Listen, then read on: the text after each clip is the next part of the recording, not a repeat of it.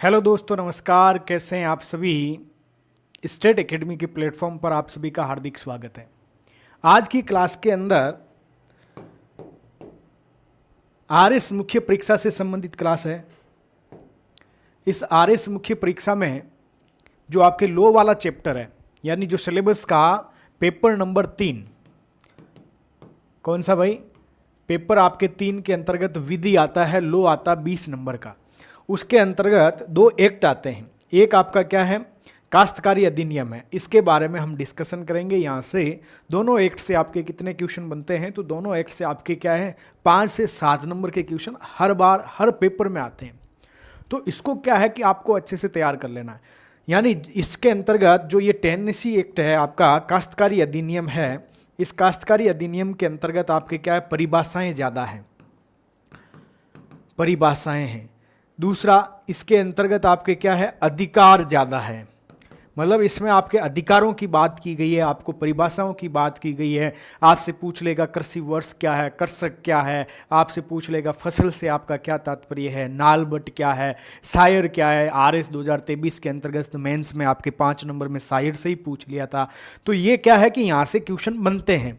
तो आपको क्या है कि यहाँ से परिभाषाएं है ना, इन परिभाषाओं को याद करना है। साथ ही आपको क्या है कि कुछ आसामी हैं, आसामियों के अधिकार क्या होते हैं, प्राथमिक अधिकार क्या होते हैं। यदि आसामी है उसको बेदखल कर दिया गया तो उसके अधिकार क्या है, बेदखल के कारण क्या है। फिर आपको क्या है, आपको बेदखल किया, आप कोर्ट में गए, आप किसी कोर्ट में गए तो उसका अपील का तंत्र क्या है, अपील की समय सीमा क्या है। उन सारी चीज़ों का डिस्कशन इस क्लास के अंतर्गत हम क्या है करने वाले हैं। तो क्लास को एक बार अपने दोस्तों के साथ में शेयर कर दीजिए। इस टॉपिक को आज ही कंप्लीट कर लेंगे तो आपके क्या है, और मुख्य परीक्षा के जो आपके 6 छोटे सब्जेक्ट चल रहे हैं वो लगभग आपके कंप्लीट हो गए हैं, लगभग कंप्लीट हो गए, मतलब अगले 1-2 दिन में पूरे हो जाएंगे। तो ये आपके क्या है राजस्थान काश्तकारी अधिनियम 1955, इसके बारे में हम डिस्कशन करने जा रहे हैं। आगे क्या है भाई, अब देखो राजस्थान काश्तकारी अधिनियम है, इसके उद्देश्य क्या है आपसे पूछा जाए। मान लेते हैं कि 2 नंबर में आपसे एग्जामिनर यही पूछ रहा है, आप सब परिभाषाएं पढ़ के गए हैं, लेकिन आपसे एग्जामिनर पूछ रहा है कि इसका आपका एम क्या है, इसके आपके लक्ष्य, इसका आपका उद्देश्य क्या है। मान लेते हैं कि ऐसा उद्देश्य पूछ लिया, तो अब आप क्या पढ़ के नहीं गए, तो अब आप क्या करोगे। जो भी काश्तकारी अधिनियम, काश्त यानी किसान होता है, अब काश्तकारी अधिनियम है तो वो उसके क्या उद्देश्य हो सकते आप सोचो। मान लेते हैं कोई कर सके, आप कर सक, मैं कर सकूं, तो क्या हो सकते हैं। तो सबसे पहला तो ये सोचो कि मेरे कुछ हित होंगे, मेरे कुछ अधिकार होंगे, उसकी क्या करना, रक्षा करना, या उसका क्या करना, संरक्षण करना। दूसरा, मेरे अधिकारों का यदि हनन होता है तो मेरा क्या होता है, शोषण होता है। जैसे पहले जमींदारी प्रथा हुआ करती थी, अब तो समाप्त हो गई, तो उनसे क्या शोषण होता था, तो उस शोषण से भी आपको क्या है बचाना होता था। तो एक आपके क्या हो गया, कृषकों के हितों का क्या करना, संरक्षण करना। जब आप पढ़ के नहीं गए हो, लेकिन आपको क्या है उस समय आपको करना है, तथा उससे क्या है शोषण से बचाना है। दूसरा चीज ये है। दूसरा, इस एक्ट के अंतर्गत आपके क्या है भूमि सुधार, वो मतलब भूमि सुधार के बारे में बताया हुआ है। भूमि सुधार में क्या क्या आता है, तो यहाँ पे मकान बना लिया, पशुओं के लिए बाड़ा बना लिया, तो यहाँ पे क्या है भूमि सुधार के आपके उपाय भी बताए गए हैं। यानी आपके दूसरा इसके क्या है, भूमि सुधार के कुछ उपायों तथा संबंधित मामलों के लिए आपके क्या है इसके अंतर्गत उपबंध करना, ये इसका एक क्या था, उद्देश्य था। तीसरा आपके क्या है कि ये जब 1955 के अंतर्गत ये जब अधिनियम आया था, तो इससे पहले भी तो एग्रीकल्चर आपका फील्ड था, उसके अंतर्गत कोई न कोई कानून था, कोई न कोई आपके क्या है नियम था, ये सारी चीजें आपके क्या है पहले से प्रचलित थी। तो इसमें क्या हुआ कि जो पहले से प्रचलित आपकी जितनी भी विधियां थी, जितने भी नियम थे, जितने भी कानून थे, उनको आपके क्या है कंसोलिडेट करना, मतलब समेकित करना, और उसमें यदि संशोधन आवश्यक है तो उसको अमेंड भी करना। तो कृषि विधियों को, काश्तकारी से संबंधित विधियों को समेकित करना और संशोधित करना। तो उद्देश्य पूछे तो 3 आपके सामने आ गए कि आपके क्या है, आपके इस कानून से पूर्व या इस अधिनियम से पूर्व जितनी भी कृषि विधियां हैं, उन कृषि विधियों का समेकित और आपके क्या है संशोधन करना, पहला उद्देश्य हो गया। दूसरा, भूमि सुधार के उपबंधों को आपके क्या है उपबंधों को करना। तीसरा, कृषकों का हित और उनको आपके क्या करना, शोषण से बचाना। क्या करना भाई, शोषण से बचाना। इसको आपको क्या करना है, याद कर लेना। यदि पूछा जाए तो ये पूछ लिया जाएगा। जब आपसे यह पूछ लिया गया है कि इस अधिनियम के बारे में आपको क्या है, आप सब क्या पढ़ के गए हो, इसकी विशेषताएं, बोला यहाँ तो ये विशेषता क्या, यहाँ तो परिभाषाएं पूछी जाती है। तो आप नालबट पढ़ के गए, आसामी पढ़ के गए, सिक्किमी आसामी पढ़ के गए, आप जमींदार पढ़ के गए, ठेका पढ़ के गए, आप क्या है उपवन पढ़ के गए, आपने क्या है आपके उपवन पढ़ लिया, या आपने चारागाह पढ़ लिया, ये सारी परिभाषाएं आपने कृषक पढ़ लिया। अब लेकिन एग्जामिनर क्या है, होशियार निकला, बोला पढ़ के ये आएगा, इसके अंदर परिभाषा धारा 5 के अंतर्गत दे रखी है, लेकिन मैं परिभाषाओं से नहीं, मैं आपके क्वेश्चन एक आपका क्या जनरल नॉलेज का एक क्वेश्चन बनाऊंगा इस एक्ट से संबंधित।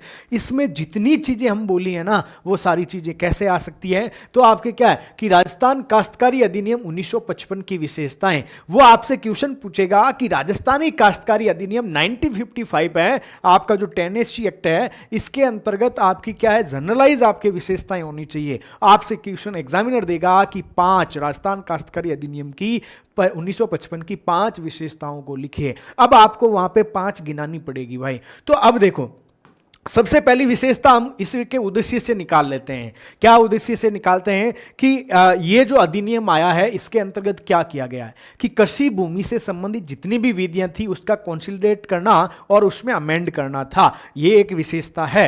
क्या है कि पूर्व की विधियों का समेकन करना और इसमें क्या करना भाई, संशोधन करना। यानी जितनी भी 1955 से पूर्व जितनी भी आपके क्या है एग्रीकल्चर लैंड से संबंधित, जितनी भी आपकी भूमि से संबंधित जितनी विधि थी, जितने कानून थे, जितने आपके प्रावधान थे, विनियम थे, नियम थे, उन सब को आपके क्या समेकित करना, मतलब एक कानून के नीचे, यानी आपका क्या है वन लॉ, आपका क्या है उस कॉन्सेप्ट को अपनाना है कि एक ही कानून, एक देश या एक राज्य है, उसके अंदर सारे के सारे कानून लिख के आ जाने हैं। उसमें यदि हमें आवश्यकता है तो उसके अंतर्गत आपको क्या कर देना है, संशोधन भी कर देना है। यह सारी चीजें इसके अंतर्गत आपके क्या है की गई थी। फिर आपका क्या दूसरा हमने विशेषताओं में क्या पढ़ा था, दूसरा पढ़ा था कि इसके अंतर्गत क्या है भूमि सुधार की बात की गई है। किसकी, भूमि सुधारों के प्रावधान की बात की गई है। जैसे आपके क्या है खेत का समतल किया तो यह भी भूमि सुधार है। आपने वहां पे मकान बना लिया तो उस लैंड का आपका क्या रेट बढ़ गया, वो भी एक भूमि सुधार है। पशु बाड़ा बना लिया तो ये आपके क्या है सारे के सारे भूमि सुधार के इसके अंतर्गत आपके क्या है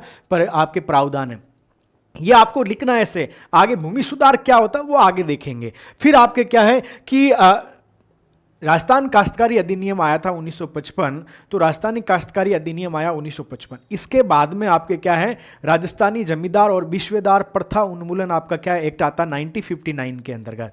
उसके अंतर्गत क्या किया गया, आपके सीलिंग कर दी गई, जमीन थी उस जमीन में आपके क्या है फिक्स के वही इस जमीन के ऊपर जो खुद काश्त होते हैं, जो खुद के द्वारा आपके क्या है उस एग्रीकल्चर आपके काम कर रहे हैं, या आपके क्या है मजदूरों के द्वारा करा रहे हैं, या अपने परिवार के लोग कर रहे हैं, उसके अलावा आपके जितनी भी जमीन बची है वो सारी की सारी जमीन क्या है सीलिंग कर दी, उसकी क्या कर दी, सीलिंग कर दी भाई। और ये सीलिंग करके ये जमीन आपके क्या है सरकार। दूसरा अब क्या है, अब आपके आप ये सोचो कि आपके खेत में से यदि लाइमस्टोन निकल रहा है, सरकार उससे क्या कर सकती है, क्योंकि इस जमीन राजस्थान में जितनी भी जमीन है, आज आपको ये फील होता होगा कि मेरे पास 100 बीघा है, मेरे पास 50 बीघा है, मेरे पास 200 बीघा है, तो ये घमंड करने का विषय नहीं है, क्योंकि ये जमीन आपके क्या है सारी की सारी जमीन किसकी, राज्य की है। यानी जो भूमिधारी कौन है राज्य के अंतर्गत, भूमि का जितनी भी भूमि है राजस्थान के अंदर वो सारी की सारी राजस्थान सरकार उसका क्या है मालिक है। हम में तो क्या है उस मालिक के अंदर हम मालिक है, छोटे मालिक हैं।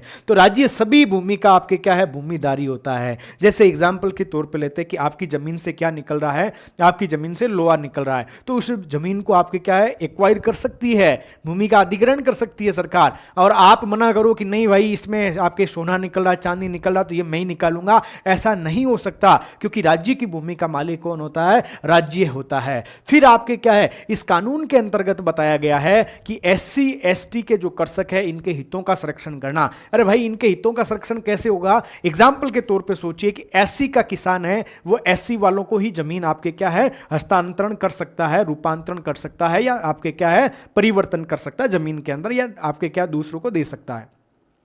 एसटी का व्यक्ति एसटी को, यह नहीं हो सकता कि एससी एसटी के कर्षक से ओबीसी जनरल वालों ने जमीन ले ली, यह ऐसा नहीं होगा, क्योंकि ऐसा ये आपके क्या वंचित वर्ग है, इनको आपके दबाकर कुचलाकर आपको क्या है शोषित करके भी जमीन नाम करवा सकते हैं। इसलिए इनके संरक्षण के क्या कर दिए कि एससी एसटी के जो कर्षक है इनके हितों का आपके क्या है संरक्षण किया गया है। समझ में आया होगा। फिर आपके क्या अवैध बेदखली से आपको संरक्षण दिया गया। इसमें बताया गया है आपके बेदखली क्या होती है। तो बेदखली के अंतर्गत यदि आप क्या करोगे, आपको क्या लगान देना है, रेवेन्यू देना नहीं है। अब तो राजस्थान में देना ही नहीं होता है, लेकिन जब कानून बनाया था उस समय ये बात की गई कि भाई यदि लगान सरकार चाहे तो आज लगा सकती है। तो अवैध बेदखली कब होगी, जब आपने क्या किया, आपने क्या कर दिया, अवैध बेदखली कैसे हो जाएगी कि आपसे लगान तय थी, उस लगान को आपने चुकाया नहीं, तो आपको क्या है जमीन बेदखली कर दी जाएगी। फिर आपके क्या वो बेदखली होगी, लेकिन आपने क्या है चुकाया भी है, टैक्स भी चुकाया, उसके बावजूद आपको बेदखल किया जा रहा है, तो वो अवैध बेदखली हो जाएगा। फिर काश्तकारों के आपके प्राथमिक अधिकार होंगे। आपके पिताजी के पास में पट्टा होगा, और पट्टा होगा लिखित पट्टा होगा, ये एक प्राथमिक अधिकार है किसान का। दूसरा, उस पट्टे का क्या होना चाहिए, आपका क्या है प्रमाणीकरण होना चाहिए, मतलब आपके क्या है ऑथराइज्ड पर्सन के उसके ऊपर आपके साइन होने चाहिए। तो ये आपके काश्तकारों के इसके अंतर्गत प्राथमिक अधिकार भी होता है। फिर आपके अवैध लगान पे रोक है, आप नहीं ले सकते हो, जितनी तय दर है उसी से आप क्या लगान ले सकते हो। फिर आपके संरक्षणात्मक एवं सुधारात्मक उपाय जैसे राजस्व अपील है, आपको लगता है कि मेरे साथ में क्या अन्याय हो रहा है, तो आप क्या है रेवेन्यू, आपके क्या है रेवेन्यू कोर्ट होते हैं, उस रेवेन्यू कोर्ट में जा सकते हैं। जैसे आपके सबसे निचला रेवेन्यू कोर्ट आपका तहसील हो गया, तहसील के बाद आपका एसडीएम कार्यालय हो गया, फिर कलेक्ट्रेट हो गया, फिर आपके क्या है आरआरए हो गया, राजस्व अपील प्राधिकरण हो गया। उसके बाद में आपके सबसे अंतिम में कौन है, रेवेन्यू बोर्ड आपका कहां पे अजमेर के अंदर है, राजस्व मंडल आपका कहां पे है अजमेर में है। तो ये आपके क्या संरक्षणात्मक उपाय है। तो आपसे पूछिए क्या है समेकन और आपका संशोधन याद रखिए। सुधारों की बात कीजिए, भूधारी आपका कौन है राज्य है, एससी एसटी के हितों का संरक्षण, अवैध बेदखली से संरक्षण है, काश्तकारों के आपके क्या है प्राथमिक अधिकारों की बात की गई है, और अवैध लगान पे रोक है, और संरक्षणात्मक और सुरक्षात्मक उपाय है, इसके बारे में डिस्कशन किया गया है, इसको याद रखिएगा। अब आरएस मुख्य परीक्षा के आपके जो 6 छोटे सब्जेक्ट चल रहे हैं भाई, ये आपके कंप्लीट हो गए हैं भाई लगभग, क्योंकि अब आपके क्या मैनेजमेंट का ही एक आपका पोर्शन बचा हुआ है, बाकी सारे के सारे आपके क्या है इसके अंतर्गत हो गए। पीडीएफ भी मिल गई है, विधि भी हो गया है, आज विधि हो गया, प्रबंधन, व्यवहार, समाजशास्त्र, अंकेक्षण और खेल और योगा है, एनसीईआरटी आरबीएसई एनआईओ से पे आधारित है, इसको आप देख सकते हैं। अब देखिएगा इस कानून को आपके राष्ट्रपति की स्वीकृति कब मिली, नहीं पूछा जाएगा लेकिन लिखना पड़ता है भाई, 14 मार्च 1955 को। लेकिन ये लागू कब होता है राजस्थान के अंदर, 15 अक्टूबर 1955 से होता है। कब होता है भाई, आप कहेंगे 15 अक्टूबर 1955 से ये लागू हुआ है, और इसके अंतर्गत आपके क्या है 16 अध्याय है। कितने अध्याय है, 16 अध्याय है, और धाराएं कितनी है, 260 धाराएं हैं। अब 260 की 60 धाराएं आप रट नहीं सकते हो, इतनी धाराएं आपको क्या है आपके साथ एग्जाम हॉल में नहीं जा सकती है। तो आपको क्या है प्रमुख रूप से आपको क्या है इन परिभाषाओं को रटना है, और जितनी भी परिभाषाएं हैं भाई, जितनी भी परिभाषाएं हैं धारा 5 में है, धारा 5 है, इस धारा 5 के अंतर्गत परिभाषाओं के बारे में डिस्कशन किया गया है।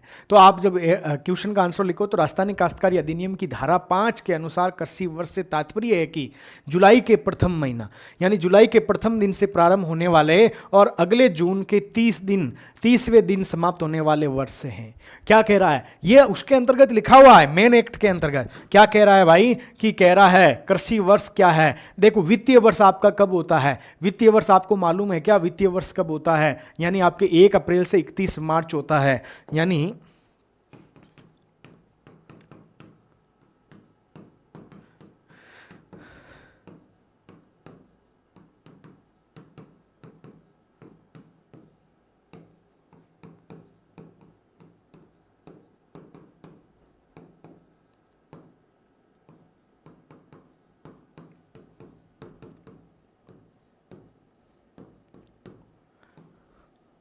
ये आपका क्या है एग्रीकल्चर, आपका क्या ईयर है, कृषि वर्ष है ना, याद रखिएगा। 1 जुलाई से प्रारंभ होकर 30 जून को समाप्त होने वाला वर्ष आपका क्या कहलाता है, कृषि वर्ष कहलाता है। यह भी परिभाषा लिख सकते हो, क्या लिख सकते हो, 1 जुलाई से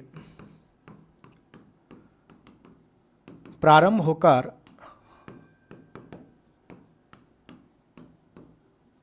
30 जून को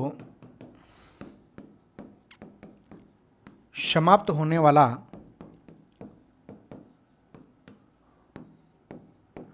वर्ष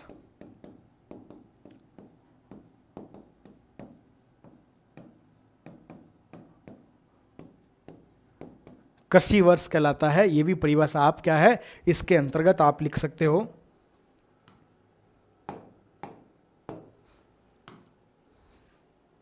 इस परिभाषाओं को कि आप क्या कर सकते हो, अपने साथ कैरी कर सकते हो भाई। तो कृषि वर्ष से तात्पर्य क्या है कि जुलाई के प्रथम दिन से, किससे, जुलाई के प्रथम दिन से प्रारंभ होकर अगले जून के 30वें दिन तक, यानी आपके जुलाई से प्रारंभ होकर जून के 30वें दिन का मतलब होता है 1 जुलाई से 30 जून के बीच का जो वर्ष है वो आपका कृषि वर्ष होगा।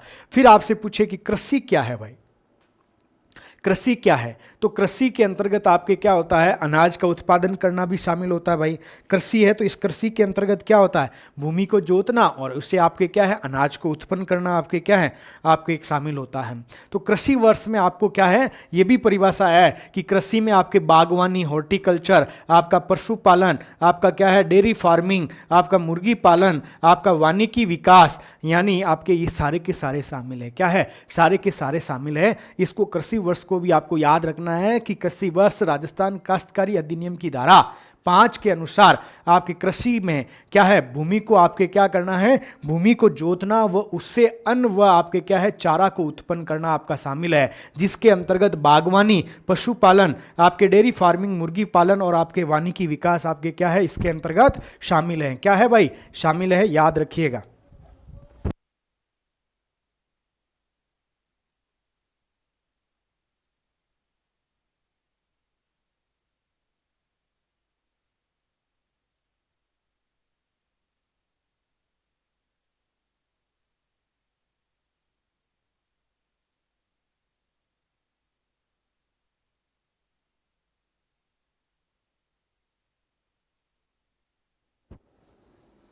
तो इसमें क्या लिख सकते हैं, देखो यदि आपसे क्वेश्चन पूछा जाए तो क्या लिखेंगे।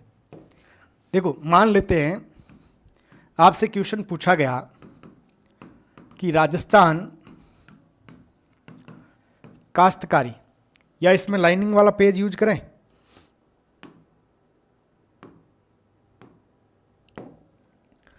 यह आपके लाइनिंग वाला पेज है।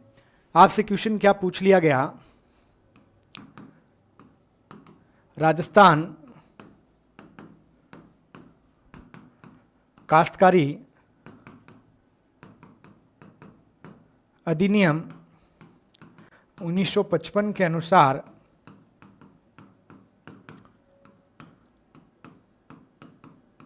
कृषि से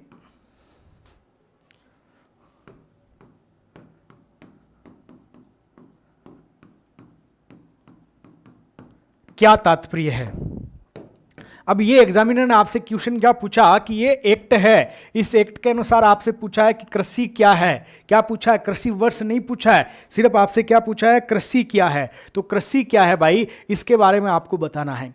तो आप सबसे पहले इसको क्या ऐसे लिखेंगे, राजस्थान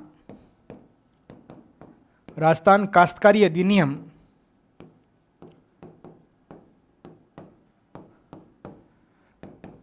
धारा 5 के अनुसार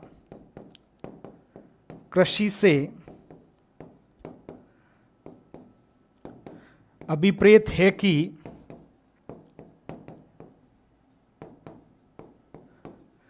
भूमि को जोतना तथा उससे अन्न व चारा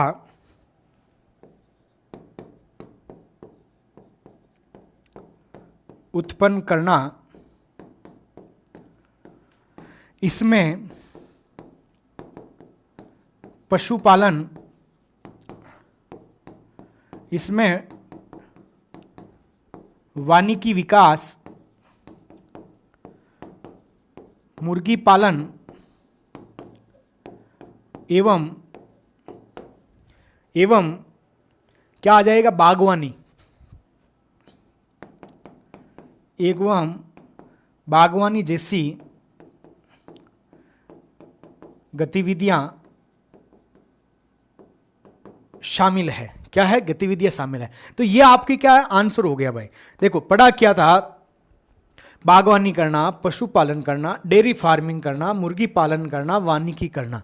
तो कृषि से पूछा, आपने क्या कर दिया कि काश्तकारी अधिनियम 1955 की धारा आपके क्या है? आपके काश्तकारी अधिनियम की धारा कौन सी? 5 के अनुसार कृषि से अभिप्रेत है कि भूमि को जोतना, उससे अन्न का उत्पादन करना, साथ ही आपके चारा उत्पादन करना, इसमें पशुपालन, वानिकी विकास, मुर्गी पालन और आपके बागवानी, डेयरी फार्मिंग, ये सारी चीजें इसके अंतर्गत आप लिख सकते हो जैसी गतिविधियां शामिल होती है। तो ये आपको 2 परिभाषाएं याद हो गई होगी कि कृषि वर्ष से क्या तात्पर्य है कि आपका क्या जुलाई के प्रथम दिन से प्रारंभ होने वाला और अगले वर्ष का जो जून है उसके आपके 30वें दिन तक का जो समाप्त होने वाला वर्ष होता है वो आपका कृषि वर्ष कहलाता है। या इसको सिंपल कैसे कह सकते हो कि कृषि वर्ष से आपका क्या है? इससे तात्पर्य है या इससे अभिप्राय है या इससे अभिप्रेत है कि 1 जुलाई से प्रारंभ होकर अगले वर्ष के 30 जून को समाप्त होने वाला वर्ष ही आपका क्या कहलाता? कृषि वर्ष कहलाता है। अब आपका क्या कह रहा है?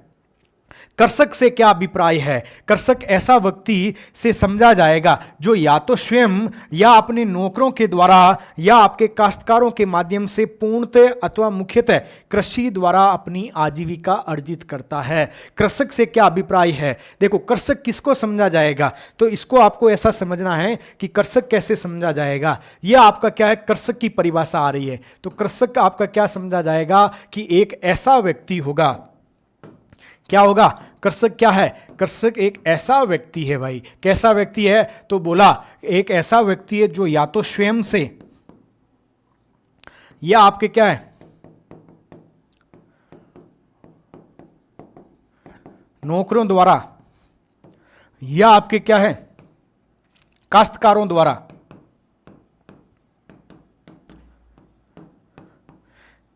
देखो स्वयं से मतलब आपके क्या हो गया कि उस जमीन के ऊपर स्वयं खेती कर रहा है, यानी वो खुद ही आपके क्या कर रहा है? खेती कर रहा है, वो कृषक हो जाएगा। यानी नौकरों के द्वारा, जमीन उसकी है, उसने नौकर रख दिए, उन नौकरों के द्वारा आपके क्या है? स्वयं की देख रेख में, अपने परिवार की देख रेख में कृषि करवाता है तो भी कृषक है। और उसने क्या है? आपके क्या है? सिक्किमी आसामी को, छोटे काश्तकारों को अपनी जमीन को आपके क्या ठेके पे देके भी आपकी खेती करवा रहा है तो भी वो कृषक है। तो ऐसा व्यक्ति स्वयं नौकरों द्वारा या काश्तकारों के द्वारा क्या करता हो? आप कहेंगे काश्त करता हो। क्या करता हो? काश्त करता हो। और इस काश्त के माध्यम से आपका क्या करता हो? इस काश्त यानी आपके किसानी कर रहा हो, इसके माध्यम से अपनी पूर्णतः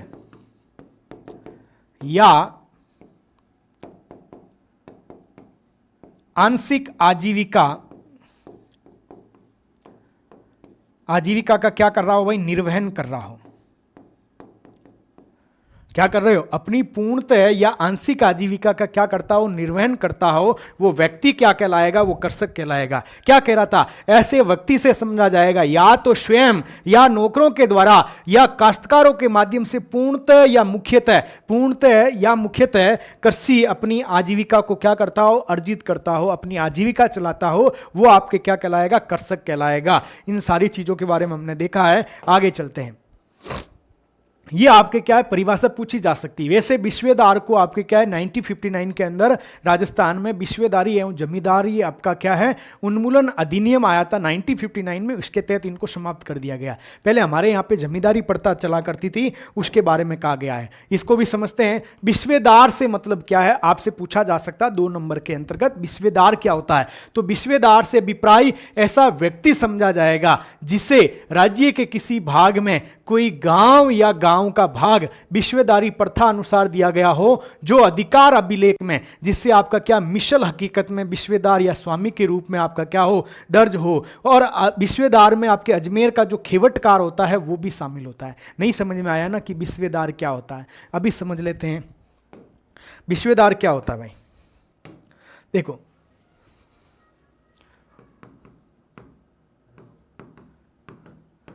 हमें इसको समझना है, इस विश्वेदार को समझना है।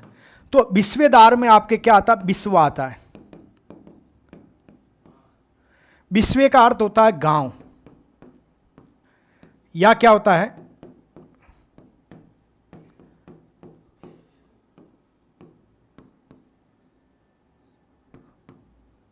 क्या होता है, गांव या गांव का समूह होता है। तो क्या कहा कि ऐसा व्यक्ति समझा जाएगा, यानी जिसे राज्य के किसी भाग में गांव या गांव का भाग आपके क्या दिया गया हो, बिस्वेदारी प्रथा के अनुसार। ये जो गांव है ना, ये बिस्वा का मतलब गांव होता है, ये आपके किसको दे दिया जाए,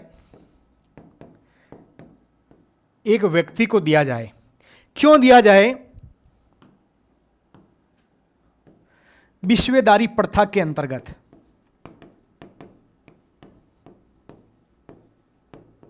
प्रथा के अनुसार किसको दे दिया जाए, आप कहेंगे एक व्यक्ति को दे दिया जाए, तो वो आपका क्या बिस्वेदार कहलाएगा। या इसमें क्या लिखा है, या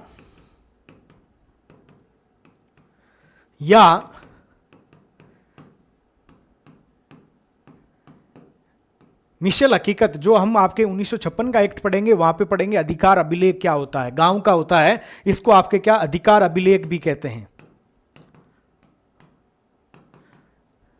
या अधिकार अभिलेख में बिस्वेदार के रूप में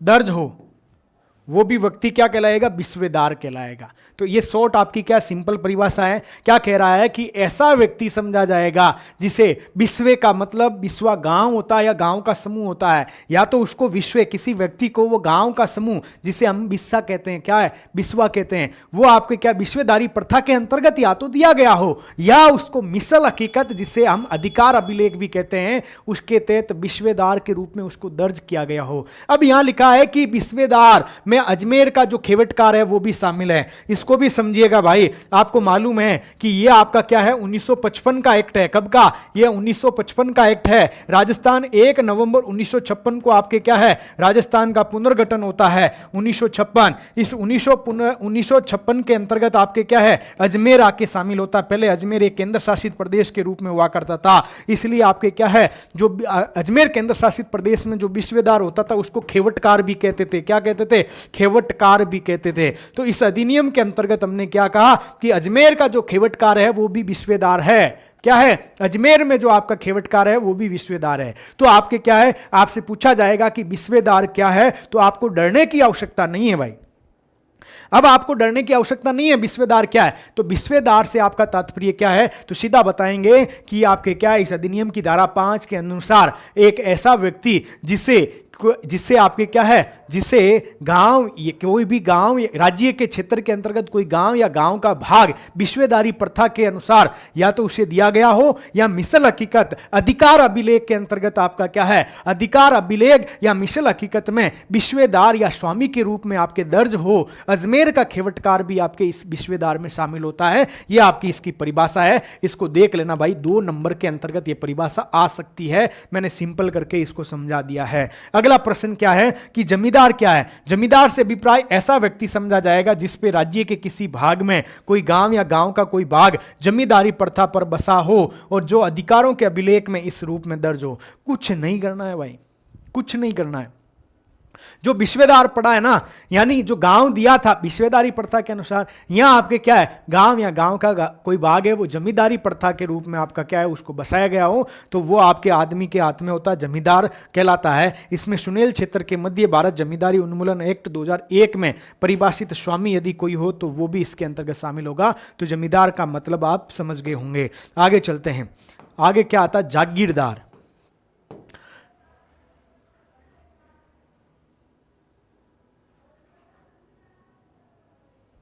अब जागीरदार क्या होता है, तो देखो किसी विद्यमान जागीर कानून के अधीन जागीरदार के रूप में आपको क्या है मान्यता प्राप्त हो। क्या है, कोई विद्यमान आपका जागीर कानून है, इसके अधीन जागीरदार के रूप में आपको क्या है मान्यता प्राप्त हो, तथा इसमें किसी जागीरदार से जागीर भूमि का अनुदान प्राप्त करता भी आपके क्या है शामिल होता है। क्या है, वो भी इसके अंतर्गत शामिल होता है। इसको देख लेना, मुझे लगता है बिस्वेदार से आपकी परिभाषा पूछी जा सकती है। अगला प्रश्न इसको पूछा जा सकता है, ये एक क्वेश्चन आपका बन सकता है, फसल से या फसलों से क्या तात्पर्य है। तो आप कहेंगे फसलों में झाड़ियां पौधे और चढ़ने वाले पौधे यानी जो बेलें होती है, जैसे गुलाब की झाड़ियां, पौधे, मेहंदी की झाड़ियां, केले, पपीता आदि शामिल होंगे, लेकिन इसमें चारा और प्राकृतिक उपज इसमें शामिल नहीं होगी। आपसे पूछा जाएगा कि उपज में क्या है, फसल में क्या है, तो आप कहेंगे फसल के अंतर्गत झाड़ियां हैं, पौधे हैं, आपके चढ़ने वाली बेलें हैं, मेहंदी की झाड़ियां हैं, आपके गुलाब के फूल की झाड़ियां हैं, केले हैं, पपीता है, ये सब के सब आपके फसल के अंतर्गत शामिल है। लेकिन इसके अंतर्गत जो प्राकृतिक उपज होती है और जो चारा होता है वो इसमें शामिल नहीं किया जाता है। फिर आपका क्या आता है, भू संपत्ति का तात्पर्य जागीरदार द्वारा धारित जागीर भूमि या जागीर भूमि में हित आपके क्या हित से होगा। इसमें विश्वेदार, जमींदार, भूस्वामी द्वारा धारित भूमि आदि आपका सम्मिलित है। यहां क्या बोला, भू संपत्ति। अब ये भू संपत्ति मतलब आपका क्या है, जो जमीन है उसका बात कर रहा है। तो आपके क्या पहले राजस्थान में क्या होते थे, विश्वेदार, जमींदार,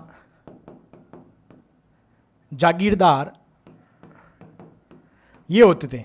इनके पास में जो जमीन होती थी वो आपकी क्या कहलाती थी, भू संपत्ति कहलाती थी। लेकिन यह आपका क्या 1955 के अंतर्गत आपका समाप्त हो गया। तो अब ये भू संपत्ति धारक कौन है, ये राज्य सरकार के पास में जितनी संपत्ति है, भूमि है, वो किसके पास है, राज्य के पास है। यानी आपके भू संपत्ति का जागीरदार द्वारा धारित मतलब उसके द्वारा जो आपके क्या पास में जो जमीन है, जागीर भूमि है या जागीर भूमि में हित रखता है, इसमें विश्वेदार, जमींदार, भूमि स्वामी द्वारा धारित भूमि या भूमि में हित भी शामिल होगा। वो सारी की सारी भू संपत्ति है। अब ये देखो, विश्वेदार समाप्त हो गया, जमींदार हो गया, ये आपके जागीरदार हो गया। तो अब किसके पास में भू संपत्ति है, तो आपके क्या राज्य के पास में जितनी भूमि है वो सारी की सारी क्या है, भू संपत्ति है।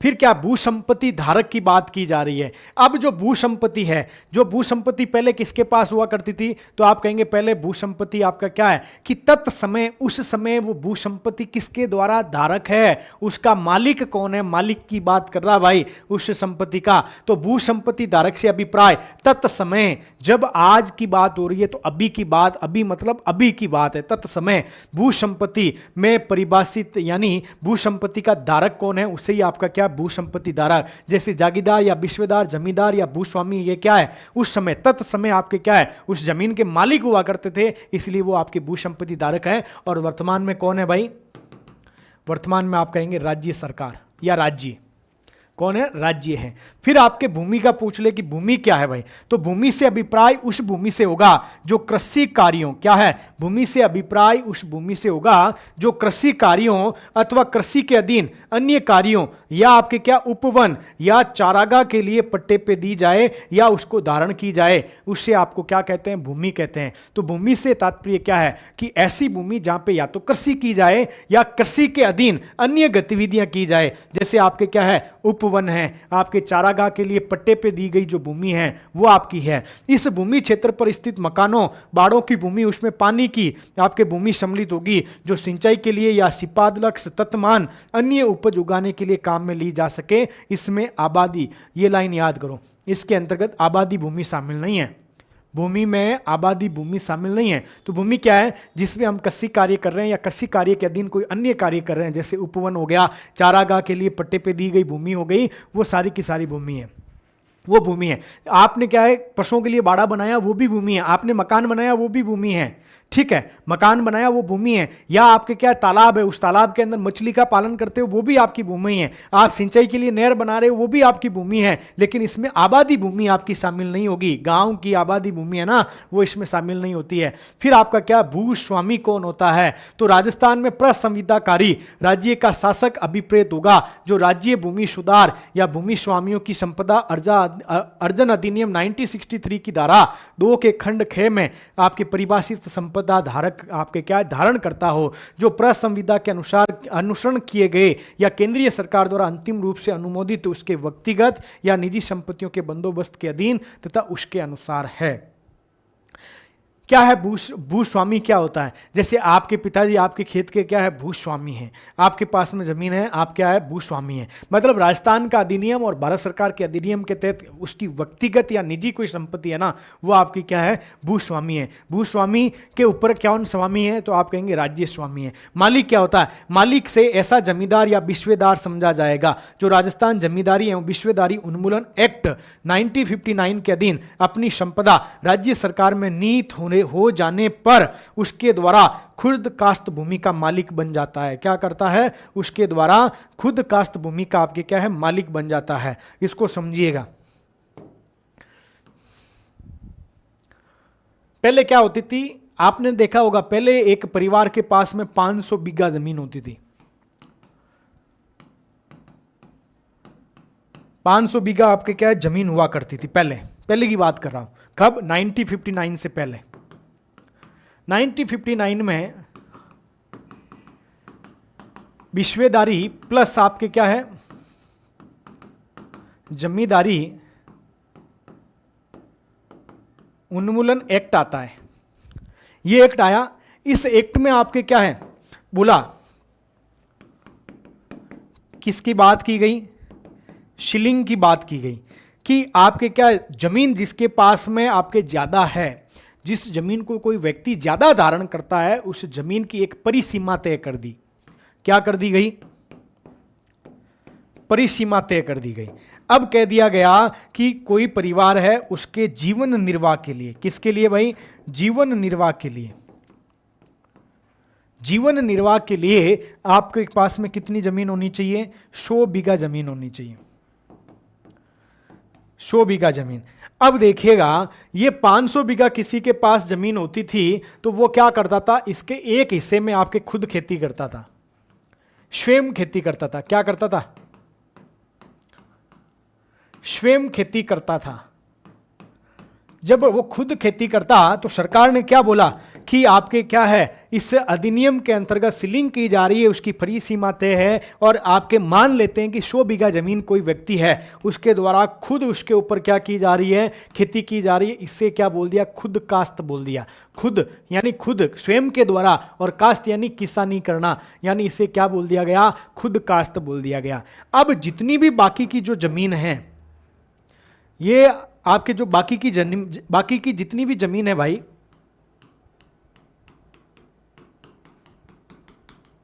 ये सारी की सारी जमीन आपके क्या है, राज्य सरकार के अधीन चली गई, और राज्य सरकार इसको दूसरों में बांट सकता है। तो अब ये क्या कह रहा है कि इससे अधिनियम जमींदारी विश्वेदारी समझा जाएगा, जो राजस्थान जमींदारी और विश्वेदारी अधिनियम के अधीन, किसके अधीन? इस अधिनियम के अधीन 1959 में अपनी संपदा राज्य सरकार में नीत हो जाने पर, यानी अपनी संपदा थी 500 थी, 500 में से इसके पास कितनी बची? 100 बची।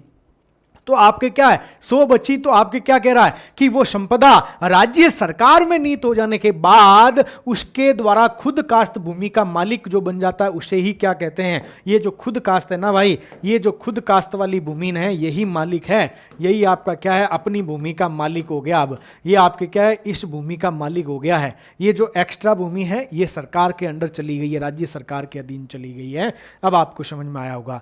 फिर आपका क्या है, भूमिहीन व्यक्ति कौन होता है? भूमिहीन व्यक्ति क्या होता है, इस परिभाषा को देखिएगा। क्या कह रहा है? भूमिहीन व्यक्ति से अभिप्राय एक व्यवसायिक कृषक से होगा जो स्वयं भूमि में काश्त करता हो तथा जिससे युक्ति युक्त रीति से काश्त करने की आशा की जाती हो, परंतु जो अपने स्वयं के नाम से या अपने कुटुंब के आपके किसी सदस्य के नाम से आपके क्या करता हो, भूमि को धारण नहीं करता हो। क्या करता हो? भूमि को धारण नहीं करता हो। अब इसको देखो, भूमि विहीन कृषक किसे कहेंगे?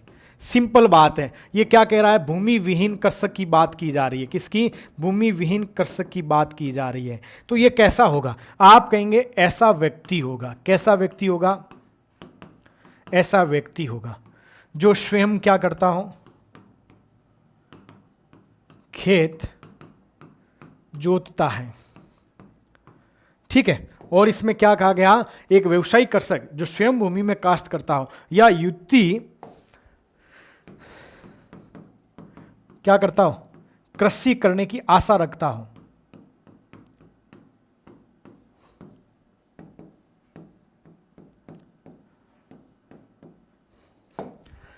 या तो स्वयं खेत जोतता हो,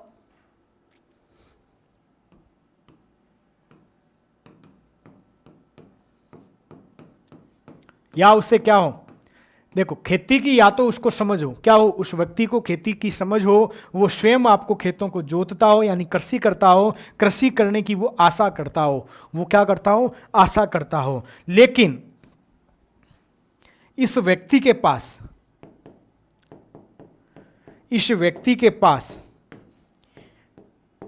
ये व्यक्ति लेकिन स्वयं या इसका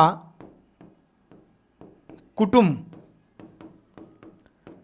परिवार, इस व्यक्ति या परिवार के पास में कोई भी जमीन नहीं हो, परिवार या कुटुंब के नाम की कोई भी जमीन नहीं हो, मतलब भूमि विहीन हो गया ना, यानी ये खेती तो करता है, ये कृषक है, ये दूसरों के खेतों में जाके कृषि करता है, उसको खेती की समझ भी है तभी तो खेती करता है, वो आशा लगाए बैठा है कि मैं खेती करता हूं, लेकिन इसके खुद के नाम की जमीन नहीं है, इसके परिवार में दादा भाई पोता बेटा बेटी किसी के नाम की जमीन नहीं है, वही आपका क्या कहलाता है, भूमि विहीन कृषक कहलाता है। क्या कहलाता है, भूमि विहीन कृषक कहलाता है। क्या कहा है, सिंपल है कि भूमि व्यक्ति से तात्पर्य क्या है, हां भाई तात्पर्य क्या बताओ, एक व्यवसायिक कृषक है, क्योंकि व्यवसायिक होगा ना तभी तो वो कमाएगा, अपनी आजीविका चलानी है, तो वो स्वयं भूमि में क्या करता हो, काश्त करता हो, स्वयं खेती करता हो, या उसे युक्ति युक्त रीति से आपके क्या है, काश्त करने की क्या करता हो, आशा करता हो। लेकिन लेकिन लेकिन परंतु अपने स्वयं के नाम से या अपने संयुक्त कुटुंब के किसी सदस्य के नाम से वो भूमि को क्या करता हो, धारण नहीं करता हो, वही आपके क्या कहलाता है, भूमि विहीन व्यक्ति कहलाता है, याद रखिएगा। अगला क्या आता, खंड से क्या तात्पर्य है, खंड या उपखंड आ सकता है। खंड से तात्पर्य भूमि के उस टुकड़े से है जिसका क्षेत्रफल राज्य सरकार द्वारा निर्धारित न्यूनतम क्षेत्रफल से आपका क्या है, आपका कम होता है, उसे खंड कहते हैं। तो भूमि का वो टुकड़ा जिसका क्षेत्रफल राज्य सरकार के द्वारा निर्धारित आपका न्यूनतम क्षेत्रफल से क्या हो, कम हो, इसको समझ लेना। फिर आपकी आती है उपवन भूमि, ये क्वेश्चन भी आपसे पूछा जा सकता है, क्वेश्चन आ सकता है भाई, आपसे उपवन के बारे में क्वेश्चन पूछा जा सकता है, याद कर लेना। तो उपवन भूमि क्या है, उपवन भूमि से अभिप्राय राज्य के किसी भाग में भूमि का कोई विशिष्ट टुकड़ा जिस पर वृक्ष ऐसी संख्या में लगे हुए हो या पूर्ण रूप से बढ़े हुए हो आपके, जो उक्त भूमि को प्राथमिक रूप से अन्य कृषि प्रयोजन हेतु काम लेने से रोकते हो, या तद अनुरूप लगे हुए वृक्ष उपवन के रूप में होंगे। सिंपल बात है भाई। उपवन क्या होते हैं, उपवन कहता है कि जमीन का टुकड़ा या हिस्सा, ये रहा, इसके अंतर्गत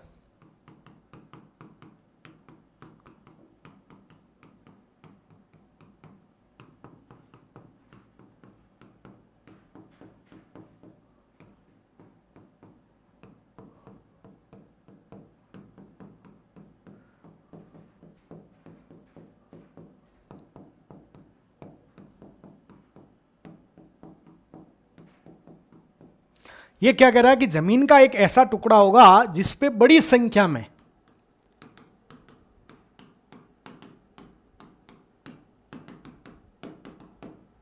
क्या लगे हुए हो, पौधे लगे हुए हो। ये बड़ी संख्या में जो पौधे लगे हुए हैं ना, यही रोकते हैं ये अन्य प्रयोजन के लिए, अन्य प्रयोजन मतलब कृषि पशुपालन अन्य प्रयोजन के लिए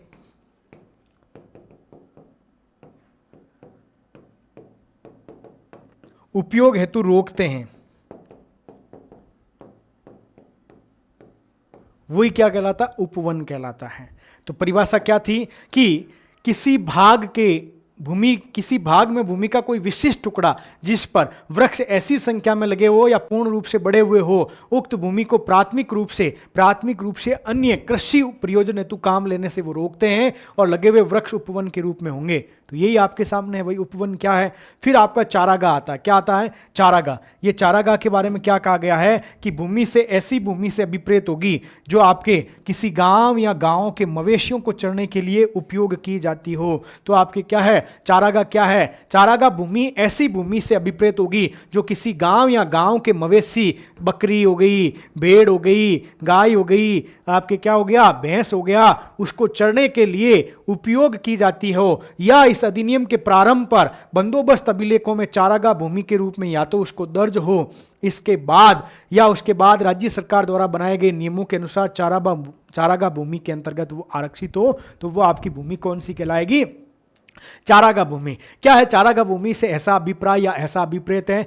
कोई गांव है या उस गांव के जो मवेशी उसके चरने के लिए उपयोग की जाती हो, या इस अधिनियम के प्रारंभ में, यानी अधिनियम के प्रारंभ पर जो बंदोबस्त हुए थे अभिलेखों में, उसमें चारागाह भूमि के अंतर्गत लेख हो, या इस अधिनियम के बाद राज्य सरकार के द्वारा बनाए गए जो नियम है उसके अनुसार चारागाह भूमि के अंतर्गत आपका क्या हो, आरक्षित हो, वही आपके क्या कहलाती है? चारागाह भूमि कहलाती है। अब देखो चारागाह क्या हो गया?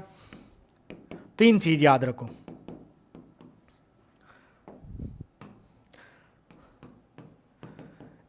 ऐसी भूमि, कैसी भाई?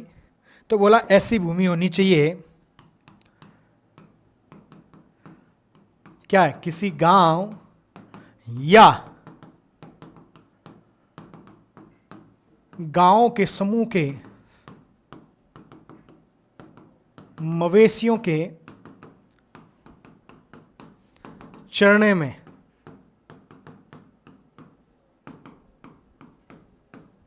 उपयोग आती है, पहली चीज।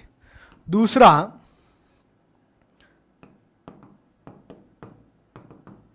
एक्ट के प्रारंभ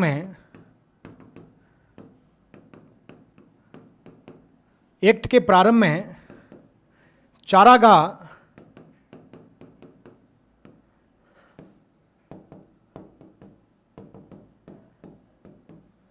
भूमि के रूप में आपके क्या हो, दर्ज हो।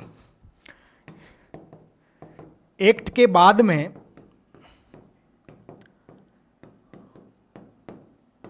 राज्य सरकार द्वारा, एक्ट के प्रारंभ में और एक्ट के बाद में राज्य सरकार के द्वारा चारागाह भूमि के रूप में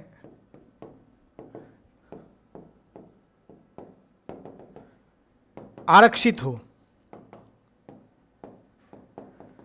तो किसी गांव या गांव के समूह के मवेशियों के चरने में जो उपयोग में ली जाने वाली भूमि, या एक्ट के प्रारंभ में चारागाह भूमि, एक्ट के प्रारंभ में आपके क्या है, चारागाह भूमि के रूप में आपके क्या हो, दर्ज हो, और राज्य सरकार के नियम है उस नियमों में आपके क्या आरक्षित हो, वही आपकी क्या ये आपकी चारागाह भूमि कहलाती है।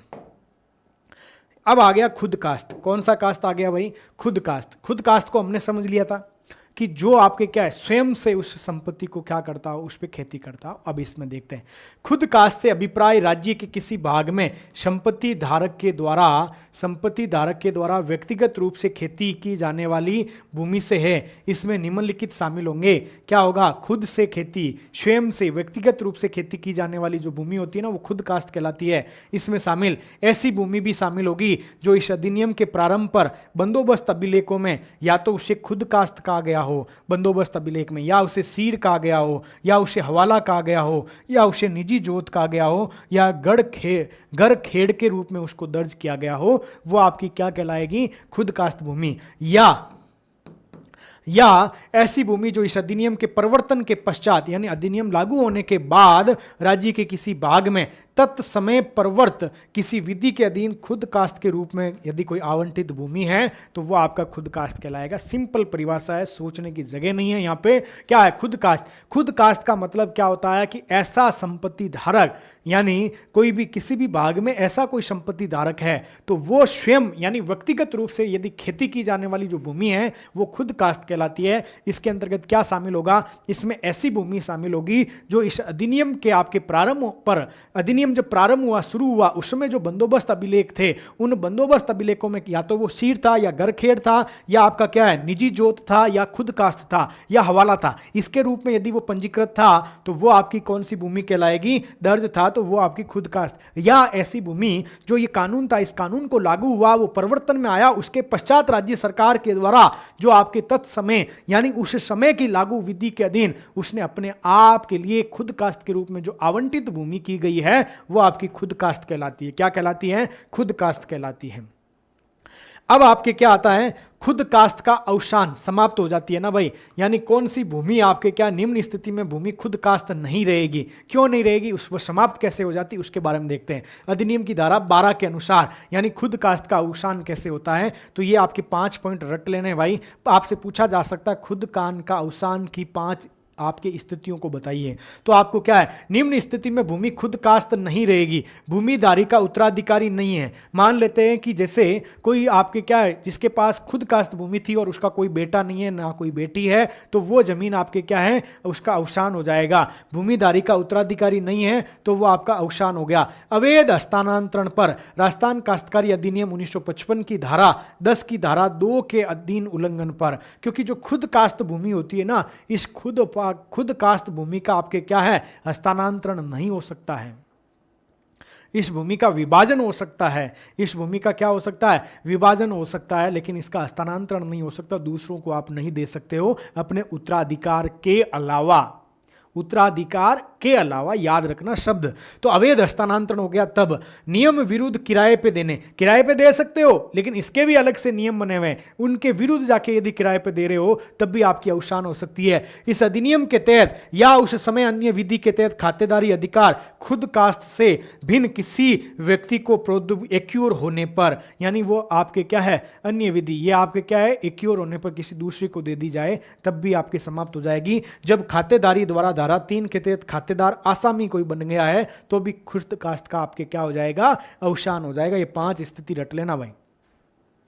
फिर आता आपका इजारा और ठेका। क्या आता भाई, इजारा या ठेका किसे कहते हैं, क्या है इजारा या ठेका। तो राजस्थान काश्तकारी अधिनियम 1955 के अनुसार इजारा या ठेका से अभिप्राय है कि लगान वसूली के लिए दिए गए फार्म या पट्टे से हैं। आज कहते हैं ना मेरे पिताजी इजारे पे जमीन, मेरे पिताजी इजारे पे आपके क्या ट्यूबवेल कर रहे हैं, मेरे पिताजी ठेके पे ये काम कर रहे हैं, ये काम आपके कसी को ठेके पे लिया है, लीज पे लिया है, तो वो क्या है यानी उसके बदले में हम उसको कुछ लगान दे रहे हैं, उसको हम पैसा दे रहे हैं, वही तो इजारा है। तो इस अधिनियम के अनुसार इजारे या ठेके से अभिप्राय है कि लगान की वसूली दिए गया पट्टा है।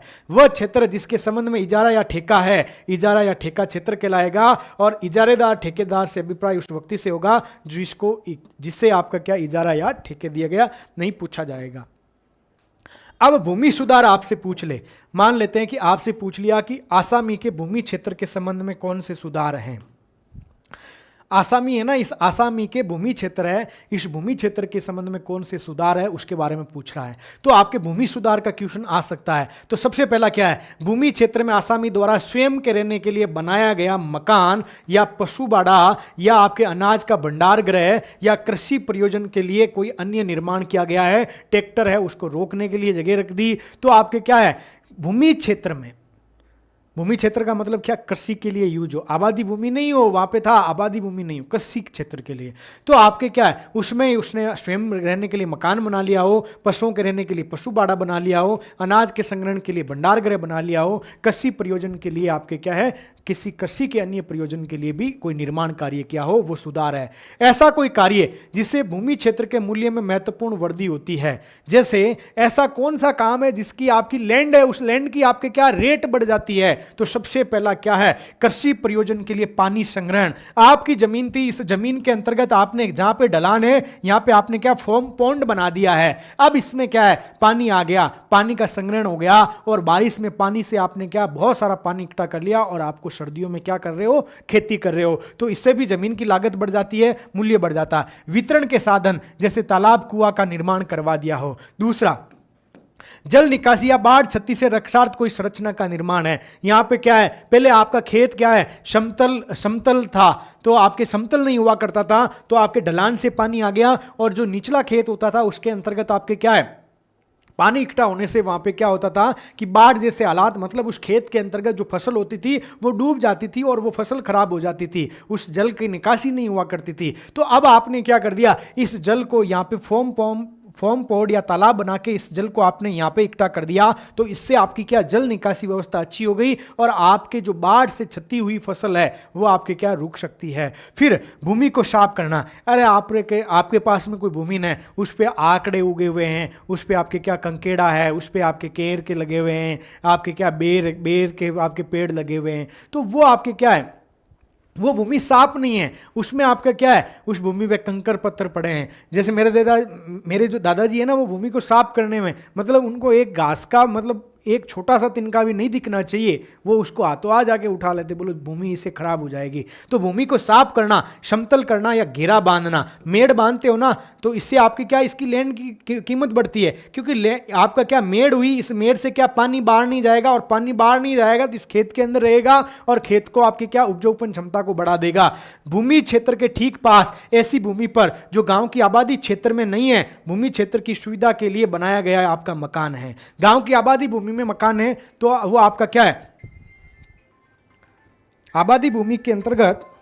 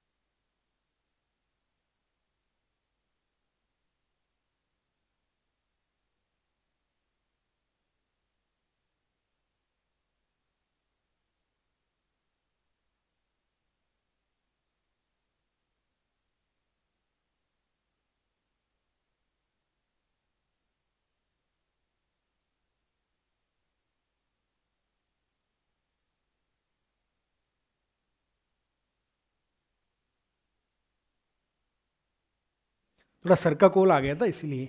तो उपयुक्त कार्यों का नवीनीकरण या पुनर्निर्माण, जैसे कोई आपका अस्थायी कुआं बना दिया, पानी के नाले आदि शामिल है, आपके इसके अंतर्गत नहीं होगा। अस्थायी बना दिया वो आपके क्या, भूमि की कीमत नहीं बढ़ाते हैं, स्थायी वाले वर्ड आते हैं, याद रखिएगा। अगला क्या आता है, जागीर भूमि क्या होती है? जागीर भूमि से राज्य के किसी भाग में स्थित भूमि से अभिप्रेत होगा जिसमें या उसके जागीरदार को भू राजस्व या किसी अन्य प्रकार के राजस्व के संबंध में या तो अधिकार हो, जिसके अंतर्गत आपके क्या है, ये दूसरी लाइन है भाई,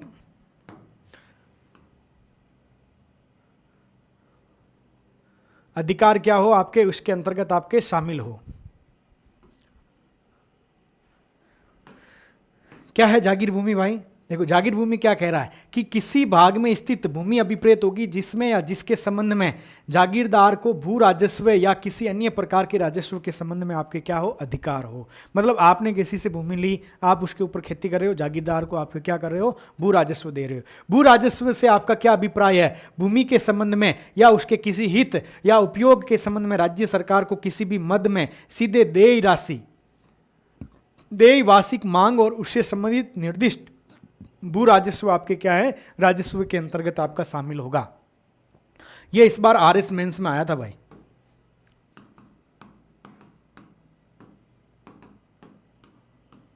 आरएस मेंस के अंतर्गत यह क्वेश्चन आया था 2023 में।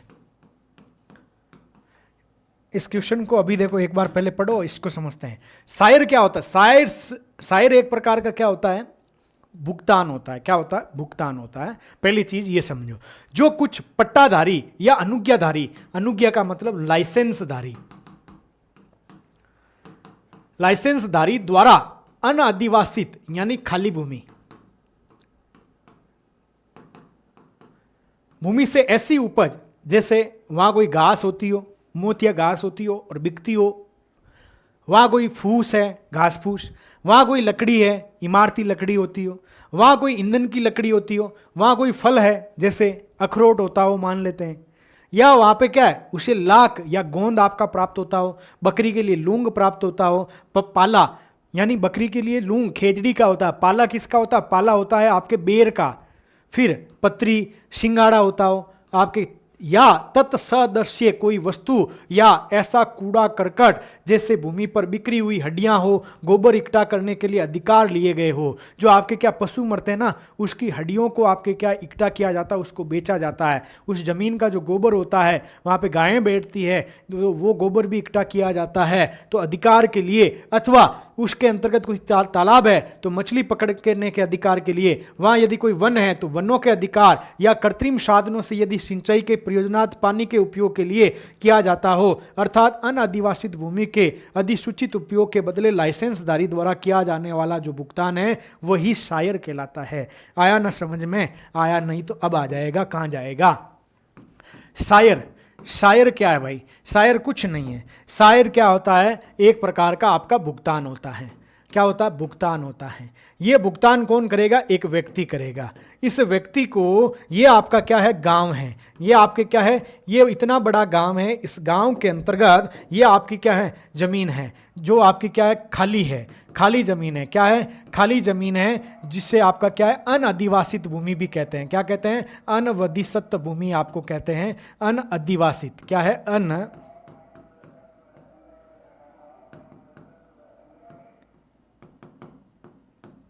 अनअधिवासित भूमि है। इस भूमि को आपके क्या दिया है? पट्टे पे दिया है। इस व्यक्ति को क्या दिया? इस व्यक्ति को ये भूमि आपके कैसे दी है? पट्टे पे दी है। पट्टा या आपके क्या लाइसेंस है, इस लाइसेंस पे इस भूमि को दे दिया। अब इस भूमि के अंतर्गत क्या होता है? आप कहेंगे इसके अंतर्गत घास, फल, फूस, लाख, गोंद, ठीक है, मछली पालन, हड्डी इकट्ठी करना,